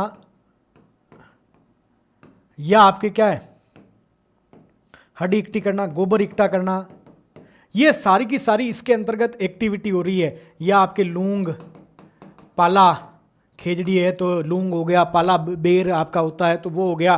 तो इसके अंतर्गत जितनी भी उपज होती है, इस उपज के लिए आपको क्या है, इस व्यक्ति को बोला कि इसका उपज का आपको क्या करना है, यूटिलाइज करिए, लेकिन हमें क्या चाहिए? हमें चाहिए भुगतान। इस पट्टे के बदले इस आपकी खाली अनअधिवासित जो भूमि है, इसके ऊपर आप जो आपके क्या है एक्टिविटीज कर रहे हो, जो आपके क्या है अनुज्ञाधारी को, जो आपके क्या है आज्ञा पालन के अंतर्गत आपके क्या है ये चीज करने का अधिकार दिया गया हो, यानी अधिकारित आपके जो कार्य है वो इसके अंतर्गत कर सकते हो, और इसके बदले में आपको क्या देना पड़ेगा, सरकार को भुगतान देना पड़ेगा। ये भुगतान ही क्या कहलाता है, सायर कहलाता है। कुछ भुगतान जो पट्टाधारी अनुज्ञाधारी द्वारा अनअधिवासित भूमि से ऐसी उपज लेता हो, जैसे घास हो गया, फूस, लकड़ी, ईंधन, फल, गोंद, लौंग, लूंग, पाला, सिंगाड़ा, आपके सिंगाड़ा होगा, या ऐसा कोई कूड़ा करकट जैसे गोबर हो गया, हड्डी हो गई, या मछली पकड़ने के लिए, या वन से संबंधित कोई अधिकार कृत्रिम सिंचाई के प्रयोजन के लिए उपयोग में किया जाता हो, अर्थात अनअधिवासित भूमि के अधिसूचित उपयोग के लिए। आप ऐसा नहीं है कि आपने उस भूमि के अंतर्गत क्या कर दिया हो, अपनी कोई फैक्ट्री लगा दी, ऐसा नहीं कर सकते हैं। यानी आपके जो अधिसूचित उपयोग के बदले अनुज्ञाधारी से जो भुगतान लिया जाता है वही तो आपका क्या कहलाता है, सायर कहलाता है। क्या कहलाता है, सायर कहलाता है भाई, क्या कहलाता है, सायर कहलाता है। अब नहीं भूलोगे तुम। अगला आता नालबट क्या होता है, तो राजस्थानी काश्तकारी अधिनियम 1955 के अनुसार नालबट से अभिप्राय किसी कुएं के स्वामी को उस कुएं को सिंचाई के उपयोग के करने के बदले किसी व्यक्ति द्वारा नकद में या जिन्स में दिया गया जो भुगतान होगा वो आपका नालबट कहलाएगा। हो सकता है इस बार ये नालबट से क्वेश्चन पूछ ले, क्या होता है नालबट, इस नालबट को समझो।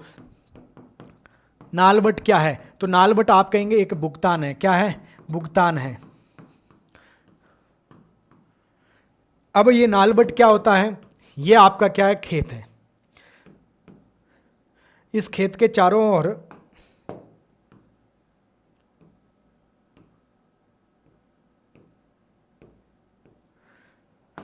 जो आपके बीच वाला खेत है, यहां पे एक क्या है,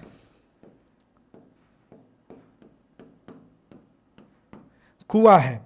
अब आपके क्या है, ये कुएं का पानी इसको भी दे सकता है, कुएं का पानी इसको भी दे सकता है, इसको भी दे सकता है, इसको भी दे सकता है, इसको भी दे सकता है, इसको भी दे सकता है, कुएं का पानी, कुएं का पानी, इन सभी खेतों को दे सकता है। तो इस पानी के बदले, इस कुएं के पानी के बदले, कुएं के पानी के उपयोग के बदले, कुएं के पानी के उपयोग के बदले क्या है, उपयोग के बदले जो आपका क्या है भुगतान किया जाता है इस व्यक्ति को जो भुगतान किया जाता है वो क्या कहलाता है, नालबट कहलाता है। क्या कहलाता है, नालबट कहलाता है। क्या कह रहा है, इस अधिनियम के अनुसार नालबट किसी कुएं के स्वामी को, जो बीच में जमीन थी ना वो कुएं का स्वामी था, उसको उस कुएं की सिंचाई के लिए उपयोग किए जाने वाले पानी के बदले किसी व्यक्ति के द्वारा या तो वो रोकड़ देगा, रोकड़, या वो क्या देगा, वो कहेगा कि इस खेत के अंतर्गत आपके क्या है, मेरी जो फसल होगी उसका 1/4 हिस्सा आपका होगा, यानी जिन्स के रूप में होगा, वस्तु के रूप में होगा।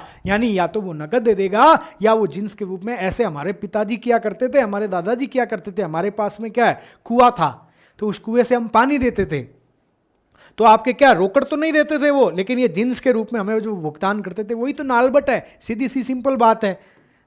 जैसे वो राइडा होता है ना, राइडा जिसको सरसों बोलते हैं, जोधपुर में राइडा बोलते हैं, उस राइडे के बदले हमें क्या है, उस पानी के बदले हमें राइडे के अंतर्गत 1/4 हिस्सा दिया जाता था।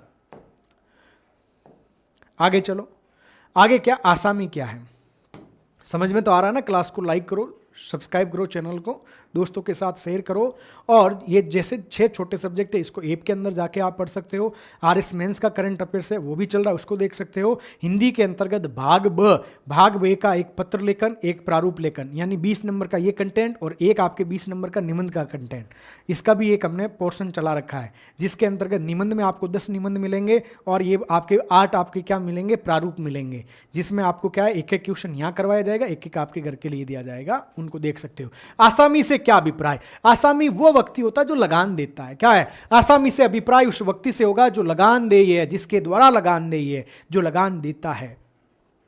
फिर आपका सब टेंटेंट आपका क्या है, सब आसामी या सिक्किमी आसामी क्या होता है, तो सिक्किमी आसामी उप पट्टेदार से अभिप्राय राज्य के किसी भाग में, चाहे वो किसी भी नाम से जाने जाने वाला व्यक्ति, ऐसे व्यक्ति से होगा जो आसामी से भूमि धारण करता या लेता है और जिस पे आपके क्या लगानदेही है। इसमें भूमि मालिक, भूस्वामी से भूमि धारण करने वाला आसामी सम्मिलित होता है। आसामी क्या है, आसामी एक व्यक्ति है यानी कृषक है जो कि आपके क्या लगान देता हो। इसके अंदर आपके क्या सिक्किमी आसामी है, तो सिक्किमी आसामी भूमि किससे लेगा, आसामी से लेगा, यानी ये सब पट्टेदार हो गया ना, उप पट्टेदार हो गया। अब आपसे यह भी परिभाषा पूछी जा सकती, अतिक्रमी क्या होता है। अब आपके सामने आ गया, अतिक्रमी को परिभाषित किए, आपने पढ़ा यार अतिक्रमी क्या होता है, तो अतिक्रमी क्या होता है, अतिक्रमी से अभिप्राय ऐसे व्यक्ति से होगा जो बिना अधिकार के भूमि पर आधिपत्य स्थापित कर लेता है।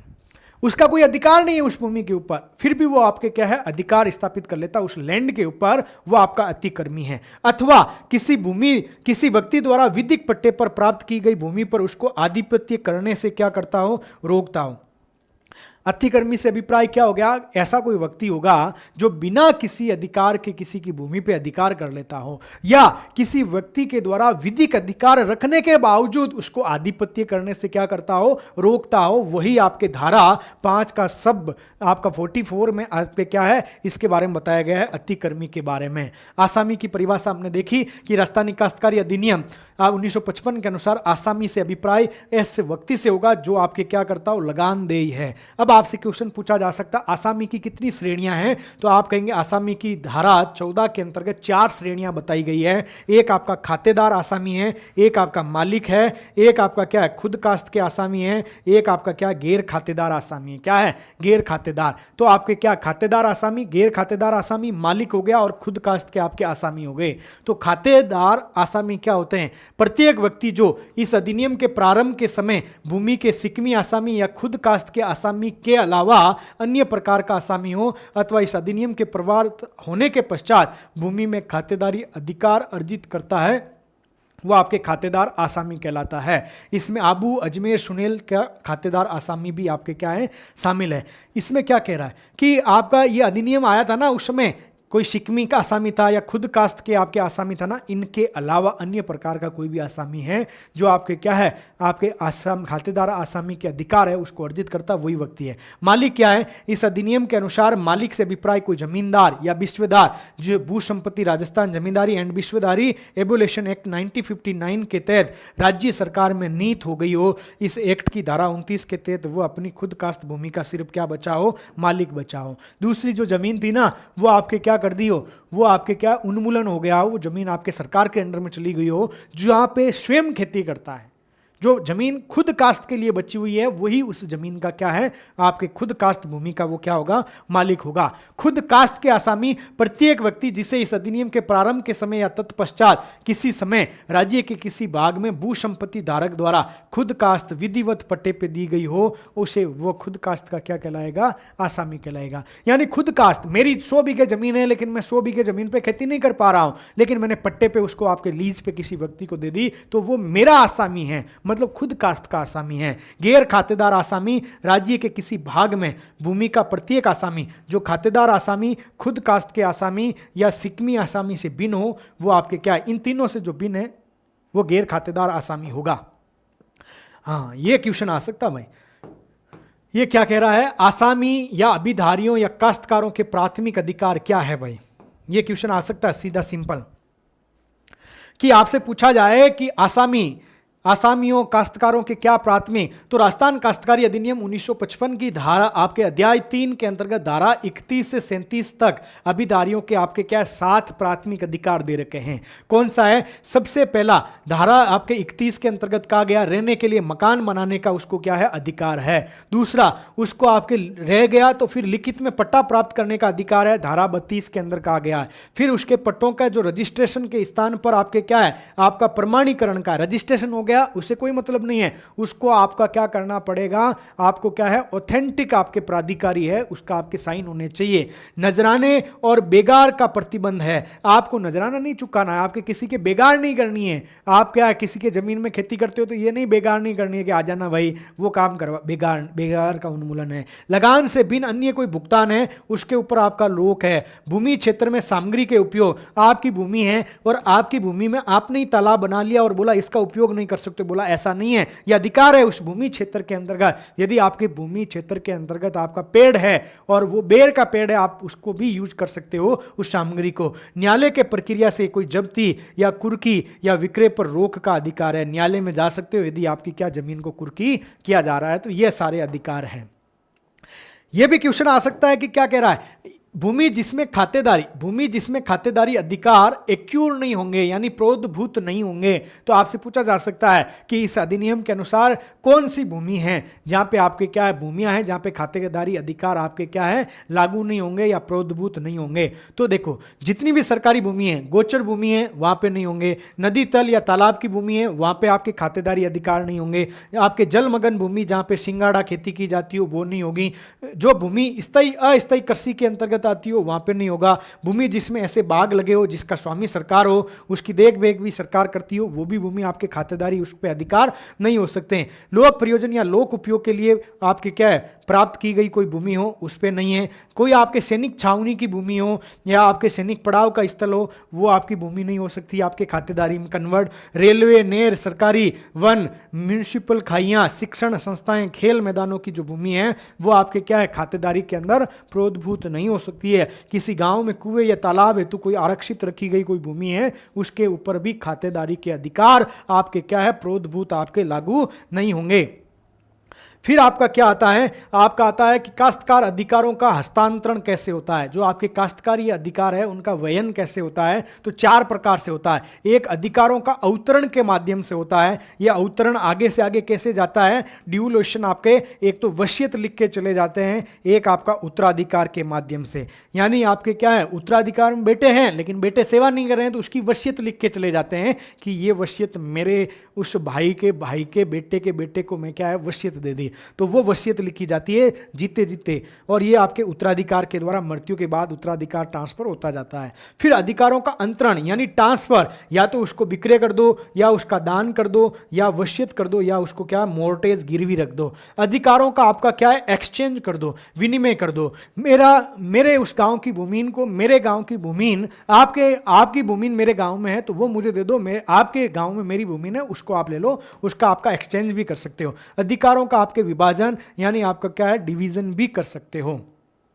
अब इनके बारे में देखते हैं। काश्तकारी अधिकारों का हस्तांतरण 4 प्रकार से, अवतरण के माध्यम से, अंतरण के माध्यम से, विनिमय के माध्यम से और विभाजन के माध्यम से।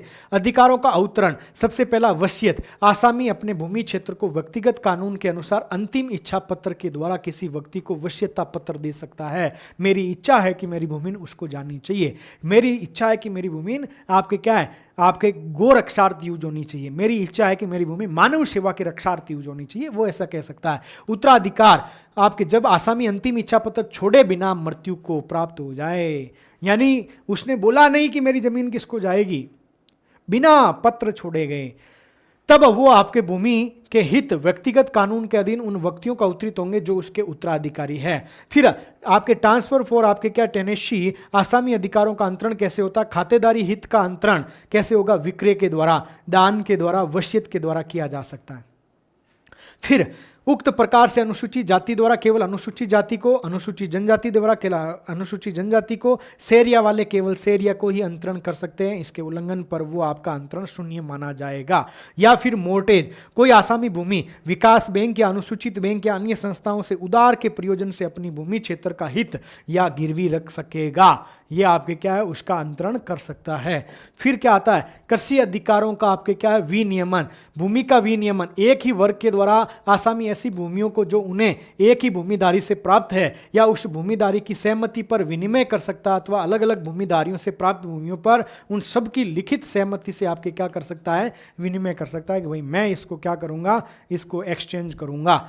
चकबंदी के विनियम, कोई खातेदारी आसामी, चकबंदी में क्या होता है, किसी का खेत यहाँ पे था, एक यहाँ पे था, एक यहाँ पे था, लेकिन आपके पास पड़ोसी वाले का यहाँ पे है, गांव भी यहाँ पे है, तो इसको बोला ये मुझे दे दे और ये मेरा ले ले, तो ये चकबंदी हो गया। यानी आपके कोई खातेदारी आसामी अपने क्षेत्र की चकबंदी कराना चाहता है तो ऐसे विनियम के लिए सहायक कलेक्टर के आवेदन करेगा, और सहायक कलेक्टर इस समाधान के बाद दोनों भूमि मूल्यों में लगभग बराबर है, समान प्रकृति है, तो उसको आपके क्या है, मंजूरी दे सकेगा। और फिर काश्तकारी अधिकारों का से आसामियों के समझौते के द्वारा या कोर्ट का कोई आदेश आ गया, उसके आदेश की पालना में आपके क्या किया जाता हो, उस भूमि को बांटा जाता हो या विभाजन किया जाता हो, याद रखिएगा। इसके बाद क्या आता है, आपके भू क्षेत्र है उसका समर्पण कैसे होता है, उसका परित्याग कैसे होता है, उसका अवसान कैसे होता है। यानी अभी धरतियों कृषि अधिकारों का सरेंडर ऑफ आपके क्या है टेनेसीज, यानी आपको सरेंडर कैसे, कहते हैं ना जमीन सरेंडर हो गई, ये सरेंडर कैसे होती है। तो राजस्थान काश्तकारी अधिनियम की धारा 1955 की धारा अधिनियम 1955 की धारा 55 के अनुसार कोई आसामी जो किसी पट्टे या इकरारनामे द्वारा आगामी वर्ष में अपने भूमि क्षेत्र पर आधिपत्य बनाए रखने के लिए आबद्ध आसामी नहीं है, 1 मई को या इससे पूर्व अपनी भूमि क्षेत्र को चाहे वह सिकमी कास्त पर दिया हुआ हो या बंधकग्रस्त हो या नहीं हो, कब्जा छोड़ते हुए एक पत्र लेख जो अधिकारिता रखने वाले तहसीलदार द्वारा या म्युनिसिपल बोर्ड के चेयरमैन द्वारा प्रमाणीकृत के जरिए आपका क्या कर सकता हो, आपके छोड़ सकता हो। यह आसामी जो उक्त रूपेण समर्पण करना चाहिए वो एक रजिस्टर्ड नोटिस अपने भूमिधारियों को 1 मई से कम आपके क्या देगा, 30 दिन पूर्व देगा। मतलब आपके क्या है, आप अपनी भूमि का क्या सरेंडर कर रहे हो कि मुझे नहीं चाहिए यार ये भूमि, तो आपको क्या 1 मई से पहले तहसीलदार को एक लिखित में पत्र देना होगा कि तहसीलदार साहब मैं अब क्या परेशान हो गया हूँ, मुझे अब क्या है तिक्की देवरी जाके हमें क्या करनी, सेवा करनी है, देवरी धाम जाके हमें क्या करना है, सेवा को अपनाना है। तो वो उसको अपना सकता है, हमें खेड़ा पे जाना है, कहाँ पे जाना है, वो सारी चीज़ें वो कर सकता है। तो वो क्या करेगा, या तो म्युनिसिपल बोर्ड है या आपका तहसीलदार है, उनको लिख के देगा कि मैं ये अधिकार छोड़ रहा हूँ, आधिपत्य छोड़ रहा हूँ। तो उक्त रूपेण समर्पण करना है तो रजिस्टर्ड नोटिस अपने भूमिधारियों को 1 मई से कम 30 दिन पहले नोटिस देना होगा। अपने बेटों को, अपनी बेटियों को, अपने भाई को, अपने बाप को बताना होगा कि हम ये कर रहे हैं भाई। कृषि अधिकारों का आप क्या कर रहे हो, परित्याग कर रहे हो। तो आपके क्या इस अधिनियम की धारा 60 के अनुसार भूमि कृषि अधिकारों का परित्याग निम्न प्रकार से होगा, बिना नोटिस के यदि आसामी भूमि पर कृषि करना यदि कोई आप बंद कर दो या अपने पड़ोस को दे दो तो आपकी क्या है, उसका परित्याग हो जाएगा। आसामी की मृत्यु हो गई, कोई भी उसका उत्तराधिकारी द्वारा 7 वर्ष तक उसके ऊपर आपके कोई कृषि नहीं की गई हो तो भी उसका क्या है, परित्याग हो जाएगा। फिर है कि आपका क्या, अभिधर्तियों का अवसान। इस अधिनियम की धारा 63 के अनुसार आसामी का उसके क्षेत्र या भूमि क्षेत्र के किसी भाग अवसान निम्न स्थिति के अंदर होंगे, यानी उसके अधिकार समाप्त हो जाएंगे। कैसे होंगे, उत्तराधिकारी छोड़े बिना यदि मृत्यु पे हो गए तो आपके क्या उत्तराधिकार उस भूमि से समाप्त हो गया। भूमि कृषि का समर्पण या परित्याग करने पर आपने या तो समर्पण कर दिया, समर्पण धारा 55 के अंदर, और परित्याग आपने धारा 61 के अंतर्गत कर दिया तो भी अवसान हो जाएगा।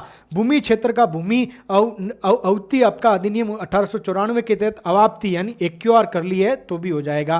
राष्ट्रकारी काश्तकार अधिनियम 1955 के उपबंधों के अनुसार बेदखली होने पर भी आपके क्या है, अवसान हो जाएगा। भूमि क्षेत्र में दान देने या बेचने पर हो जाएगा यदि वो विधि मान्य आपके परिपत्र प्राप्त किए बिना या विधिपूर्ण प्राधिकार बिना भारत के किसी विदेश को आपके क्या कर जाए, प्रवर्जन कर जाए, घूमने के लिए गया न वापस आए नहीं, शादी करके वहीं बस गया हो, तब भी आपकी चली जाएगी। भू राजस्व अधिनियम 1956 के अधीन भूमि आवंटन यदि उसका रद्द हो गया हो तो उसकी भूमि का क्या हो सकता, अवसान हो सकता है, याद रखिएगा। फिर आता है बेदखली। तो राजस्थान काश्तकारी अधिनियम 1955 की धारा 161 के अनुसार कोई भी आसामी अपने भूमि क्षेत्र से इस अधिनियम के उपबंधों के अलावा अन्य किसी भी प्रकार से बेदखल नहीं किया जा सकता है। इसके जो प्रावधान बताए गए हैं उसके अलावा उसको आपके बेदखल नहीं किया जा सकता है। क्या कारण है बेदखल के, लगान की बकाया के कारण लगान न चुकाने पे बेदखली हो सकती है, अवैध अंतरण या नियम विरुद्ध अपने उपपट्टे पे देने के कारण, शांतिप्रद कार्य या शर्त भंग के कारण अवैध रूप से अधिकार या कब्जा कर लेने पे आपके क्या है, बेदखली हो सकती है। ये बेदखली के क्या है, प्रमुख कारण है। अब जब आपके बेदखली हो गई तो अब आसामी के क्या अधिकार है, वो कोर्ट जाएगा, बकाया की मांग को चुका दिया गया है, समझा जाएगा। सुधार कार्य के प्रति क्षतिपूर्ति का दावा वो कर सकेगा, असंग्रहित फसलों से वृक्षों के मुआवजे का दावा कर सकेगा कि 2 महीने हो गए सर, मेरी तो फसल थी, मूंग होते थे 2 लाख के, मुझे तो 2 लाख का मुआवजा चाहिए। भूमि क्षेत्र से बेदखल करने के आधार पर आबादी भूमि से रिहायशी मकान से बेदखल नहीं किया जाएगा, ये उसके क्या है, अधिकार है। अब अवैध, ये तो आपके क्या है, इसके अधिकार थे। अब आपके क्या अवैध बेदखली हो गई तो उसका उपचार क्या है, अवैध हो गई तो कोई आसामी जो राजस्थान काश्तकारी अधिनियम 1955 के उपबंधों के अलावा अन्य किसी भी तरीके से भूमि क्षेत्र से बेदखल नहीं किया जा सकेगा। अन्य यानी के अलावा अन्य किसी तरीके से भूमि क्षेत्र से बेदखल किया जाता है तो वो बेदखल करने वाले के विरुद्ध आपके निम्न रातों के लिए क्या जा सकता, कोर्ट जा सकता। भूमि क्षेत्र पे वापस कब्जा चाहिए तो कोर्ट जा सकता।